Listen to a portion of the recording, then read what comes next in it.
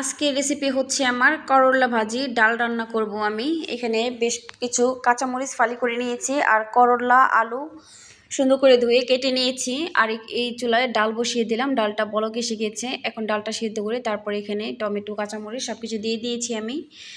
আর এদিকে ডালটা ফোড়ন দিয়ে নিব, তার জন্য কিছুটা পেঁয়াজ কুচি আর রসুন কুচি নিয়েছি আমি এখানে। তো এখন ডাল বাগার দিব আমি। ডালটা বাগার দিয়ে তারপরে হচ্ছে এখানে চলে আসলাম আদা বাটা রসুন বাটা করতে।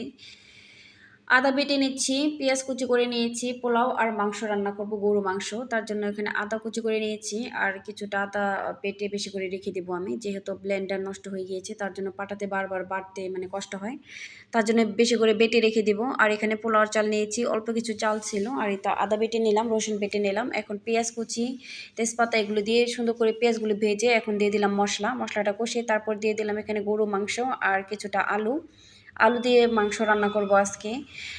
হালকা ঝোল করে রসা রসা করে রান্না করব, তার জন্য কষিয়ে নিলাম। এখন গরম পানি দিয়ে দিলাম, গরম পানি দিয়ে তরকারিটা সুন্দর করে রান্না করে নেব। আজকে একটু কম তেল দিয়েছি, তার জন্য আর কি তরকারির কালারটা এমন হয়েছে, কিন্তু মাশাআল্লাহ খেতে তরকারিটা অনেক মজা হয়েছিল। এই তো আমি এখন খাবার খেয়ে নেব। আর খাবারটা খেয়ে তারপরে হচ্ছে আমি আরও কিছু কাজ আছে আমার, এগুলো করব।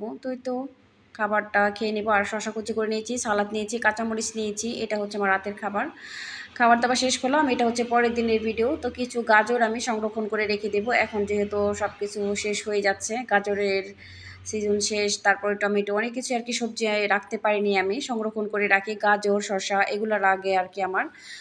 তো মটরশুঁটি এবার রাখতে পারিনি, তার জন্য মন খারাপ। আর হচ্ছে এখানে গাজর কুচি করে রেখে দেবো ফ্রোজেন করে, পরবর্তীতে ব্যবহার করবো নুডলসে। আর এখানে হচ্ছে সাজনা দিয়ে ডাল রান্না করব, তার জন্য এখানে 2টা সাজনা কিনে নিয়েছি। বাপরে 100 টাকা কেজি হচ্ছে সাজনায়। টমেটো নিলাম 2টা, আর হচ্ছে ধনিয়া পাতা রসুন পেঁয়াজ এগুলো নিলাম, আর ডাল নিলাম। এখন ডাল রান্না করব, ডালটা ধুয়ে বসিয়ে দিলাম, বলক এসে গেছে। এখন এগুলো কেটে নিয়েছি, সুন্দর করে ধুয়ে কেটে নিলাম। আর এখন কাঁচামরিচ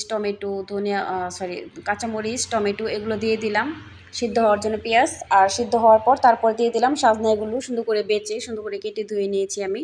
তারপরে এখন সাজনা দিয়ে দিলাম, সাজনা দিয়ে ডালটা ভালো করে রান্না করে বাগার দিব আমি। একটু ধনিয়া পাতা দিয়ে দিলাম, এখন ধনিয়া পাতা দিয়ে ডালটা সুন্দর করে 5 মিনিটের মতো জাল করে নেব। 5 মিনিটের মতো বলক তুলে তারপরে হচ্ছে আমি এখানে ডালটা ফোড়ন দিয়ে নেব পেঁয়াজ আর রসুন দিয়ে।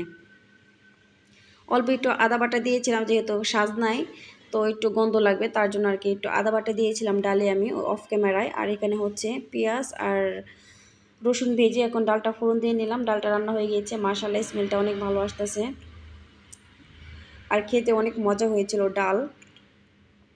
তো ডালটা রান্না হয়ে গেছে। আল্লাহ হাফেজ, সবাই ভালো থাকবেন, সুস্থ থাকবেন।